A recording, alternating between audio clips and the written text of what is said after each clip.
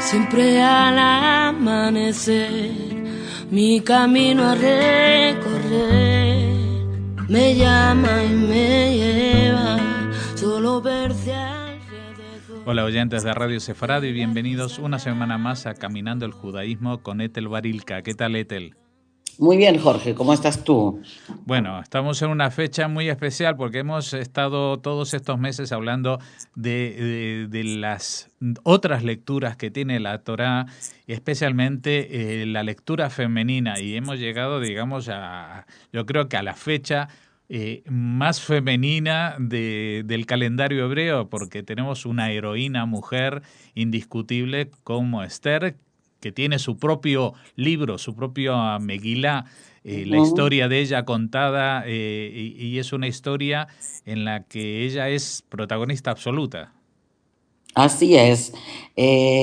Bueno, has hecho una definición muy interesante, porque si empiezo justamente por lo que tú planteas, si es Purim o no una fiesta femenina, digamos, en esencia, o no lo es, ya de por sí es un planteo que nos deja un poco pensando. Es como tú dices, en el sentido de que Purim tiene como protagonista principal una mujer, y que es de las pocas mujeres que, digamos, que recordamos así con un énfasis tan particular, y en el folclore judío se ha convertido en una figura, yo diría, casi mítica, ¿no? Y no hay niña judía que no haya querido disfrazarse alguna vez y parecerse a la reina Esther. Sin embargo, la figura de la reina Esther es una figura mucho más compleja, yo diría, que lo que normalmente solemos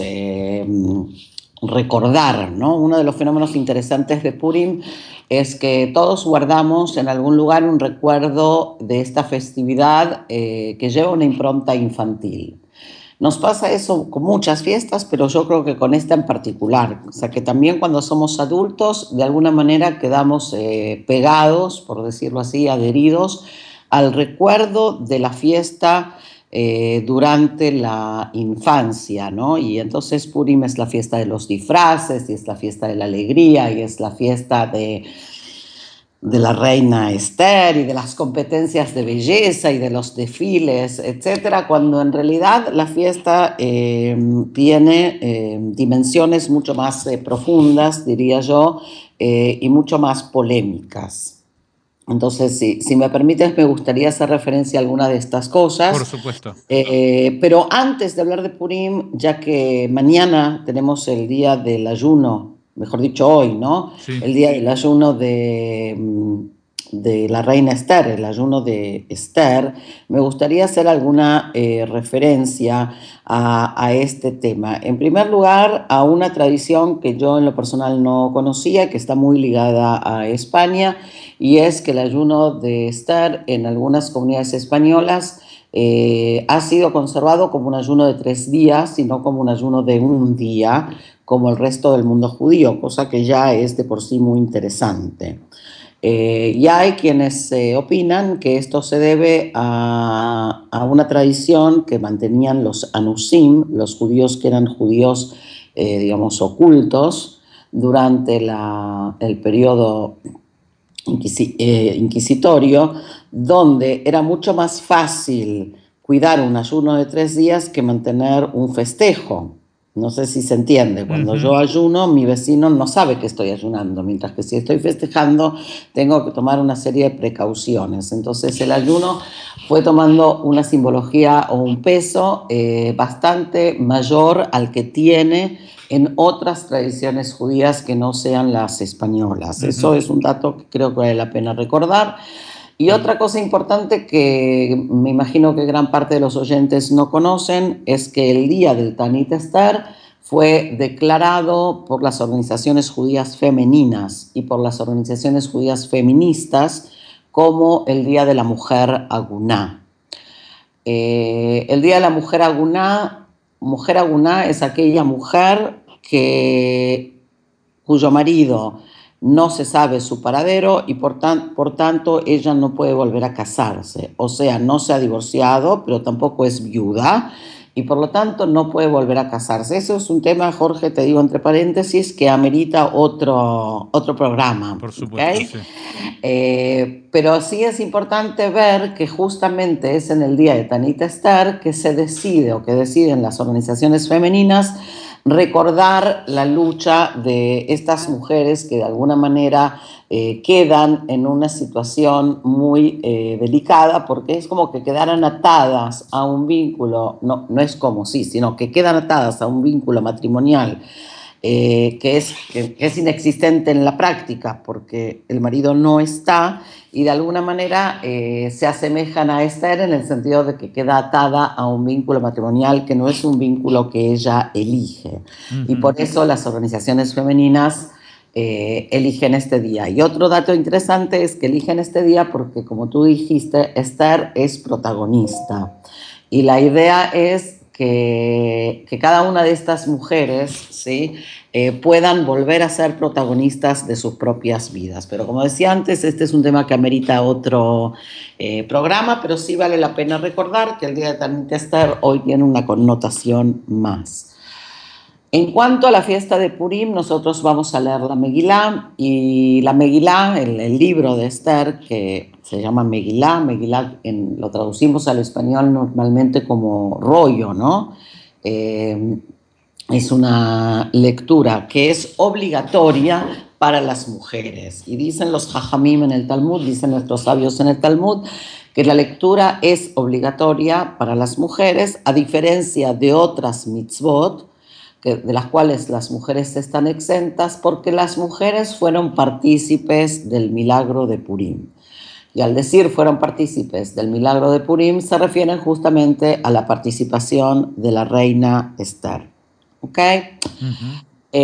Yo quisiera, a ver, en los pocos minutos que tenemos, invitarnos a leer la Megilá, y tratar de reflexionar mientras la leemos en algunos aspectos interesantes. Algunos intentan dibujar la figura de Esther como una gran judía piadosa, salida de los barrios ultraortodoxos de Jerusalén. Y creo que no hay fantasía menos apropiada, ¿sí? Esther es una mujer joven que es enviada a palacio, que nadie le pregunta si quiere ir o no quiere ir a palacio, que se casa con un rey, o sea que está bien cerca del poder y que vive en palacio.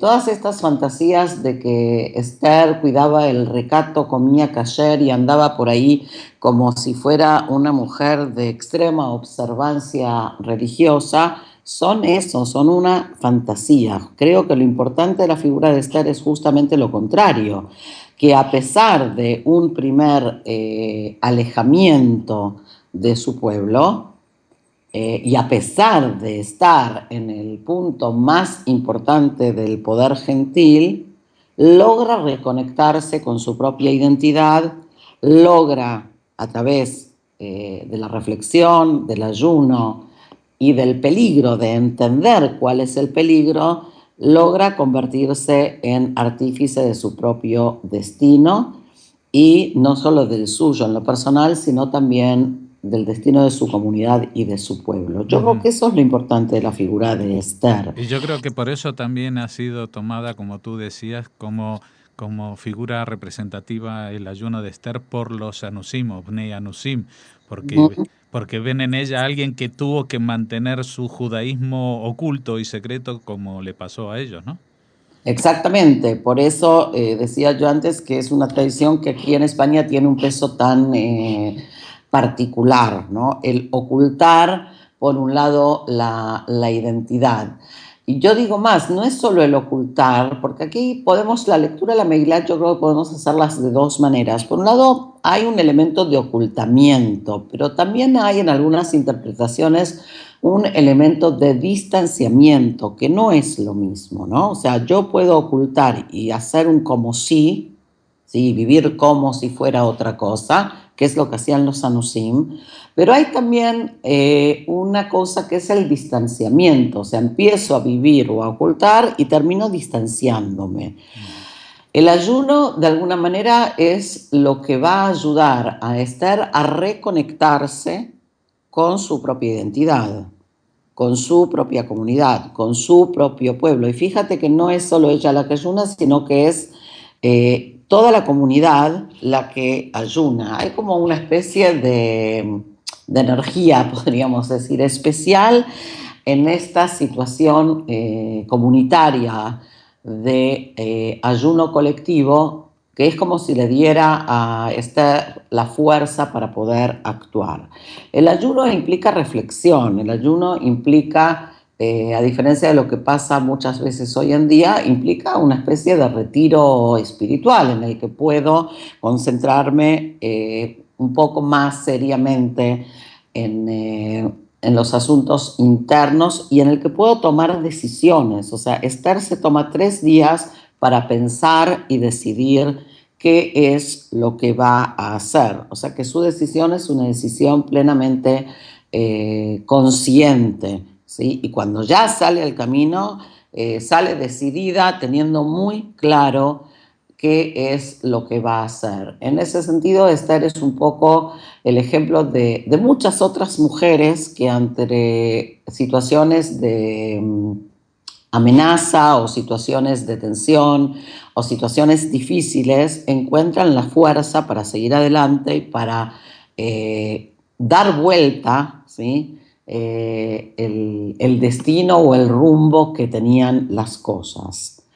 Así que creo que en ese sentido, cuando leamos la Megilá, podemos darnos un tiempo para pensar en una Esther que, a diferencia de la imagen que a veces tenemos de una persona sumisa, es una persona que toma su destino en sus propias manos, que elige qué es lo que va a hacer, también si en un principio de la historia no. ¿Sí? O sea, al principio de la historia nos presenta una Esther mucho más pasiva, mientras que la figura activa es Vashti, que es la reina no judía de la historia. ¿Sí? Hay aquí una historia de mujeres, no solo de una mujer, sino de 2 mujeres. Así que mi invitación sería a que podamos leer la Megilá y tratar de buscar aquellos lugares en la Megilá donde podemos encontrar un significado también para los días de hoy. Pues perfecto, y aparte el mejor programa para estos días, nosotros el jueves no renovaremos la programación, seguirá la misma, así que les invitamos que después de que hayan oído el miércoles toda nuestra programación, el jueves se dediquen a leer y releer la Megilá de Esther, el libro de Esther, y pensar en estos temas que nos ha sugerido Ethel Barilka. Muchas gracias por habernos acompañado una vez más en este camino para recorrer desde otras perspectivas el judaísmo. Muchísimas gracias a ti y Purim Sameach. Purim Sameach. והכביש אינו נגמר, זו הדרך למחר, באופק נוגע